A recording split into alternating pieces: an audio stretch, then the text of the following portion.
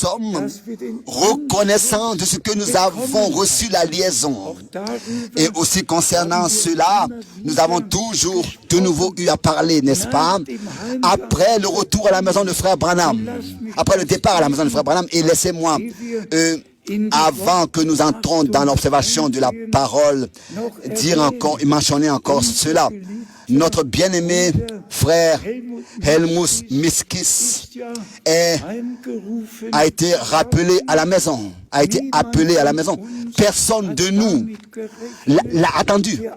C'est attendu à ça. Tous, nous avons vraiment cru et fait confiance et toujours de nouveau, nous avons lu le dernier verset de Romains 9 et aussi de Romains 10. Nous avons lu ce verset. Personne, aucun qui met sa confiance dans le Seigneur sera confus. Sera confus. Et des milliers ont cru. Et malgré tout, cela a plu au Seigneur de rappeler notre bien-aimé frère à la maison. Et tous nous savons que Dieu ne fait aucune erreur. Personne peut choisir quand est-ce qu'il viendra et quand est-ce qu'il partira. Pensons au retour, au départ à la maison de frère Branham. Il était en train de se faire des notes pour tenir une prédication le 24 décembre sur le chemin du serpent. Le serpent au commencement, au jardin d'Éden, et le serpent à la fin, par la séduction et en remettant en question ce que Dieu a dit. Il était en train de se faire des notes pour tenir cette prédication. Et encore le 12 décembre, avec le frère Green, il a fêté le souper et ensuite s'est mis en chemin. Et après l'accident, le 18 décembre, il est passé dans la gloire le 24 décembre.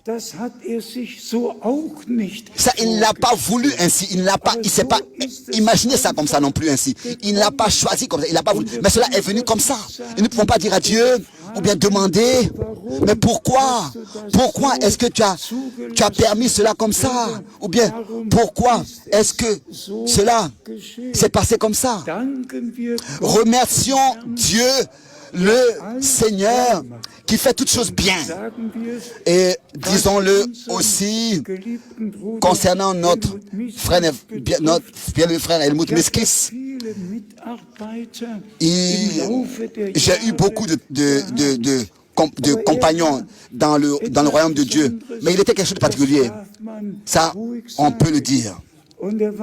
Et il était vraiment, de toutes les manières, dans tous les domaines, que ce soit dans la famille, que ce soit dans l'église, ou bien avec ses enfants, avec les jeunes, partout, il a apporté sa contribution. Et il peut maintenant, auprès du Seigneur, se reposer. Et peut-être déjà ici, pour que tous puissent savoir, et particulièrement aussi les frères dans le ministère, qui maintenant réellement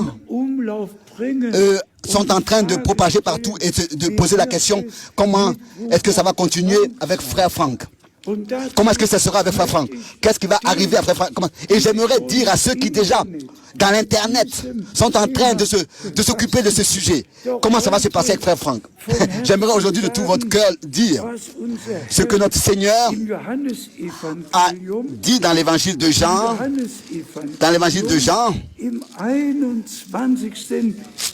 au chapitre 21, je voulais dire ce que le Seigneur a dit dans Jean, chapitre 21. Nous avons d'abord ici l'entretien avec notre Seigneur.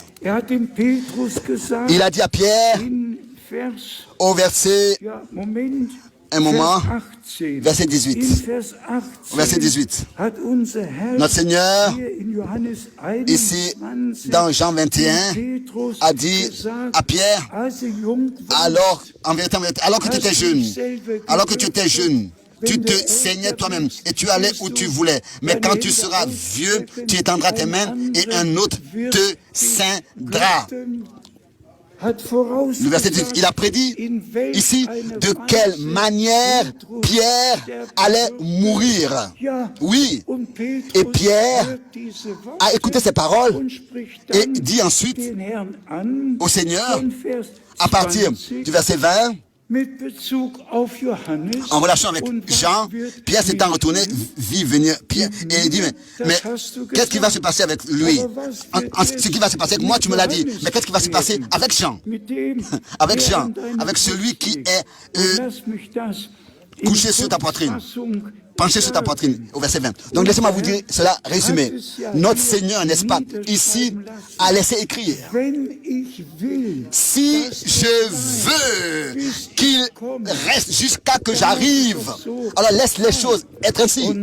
Et ensuite, suit une phrase très importante que je veux adresser à tous les frères. Le frère Tati, écoute bien. Et donne ça, redonne ça, transmets ça à tous les frères dans le monde entier qui sont en train de s'occuper avec ce sujet. Qu'est-ce qui va arriver à frère Franck? À la fin du verset 23, il est écrit, si je veux qu'il demeure, en allemand, si je veux qu'il demeure, jusqu'à ce que je vienne, que t'importe. Oh, cela me plaît. Cela me plaît. Mais qu'est-ce qui t'importe? Qu'est-ce qui t'importe? Qu'est-ce que vous importe? Cela concerne Jean. Qu'est-ce qui t'importe, toi, Pierre? Qu'est-ce qui importe aux frères? Ce que le Seigneur va faire avec frère Franck. Dites à tous les frères, qu'est-ce que cela leur importe? Qu'ils soient plutôt occupés à se préparer. Et que c'est le plus important. Frère Franck a vu l'enlèvement. Qu'il soit appelé plus avant l'enlèvement ou pas. Ensemble, ce qui est sûr, c'est qu'ensemble seront enlevés. Quand le Seigneur, si le Seigneur le veut, laissez les choses entre les mains de Dieu. Si je veux qu'il demeure jusqu'à ce que je vienne, que cela vous importe. Ne vous occupez pas avec de tels sujets. Si je veux qu'il demeure jusqu'à ce que je vienne, que t'importe. Point.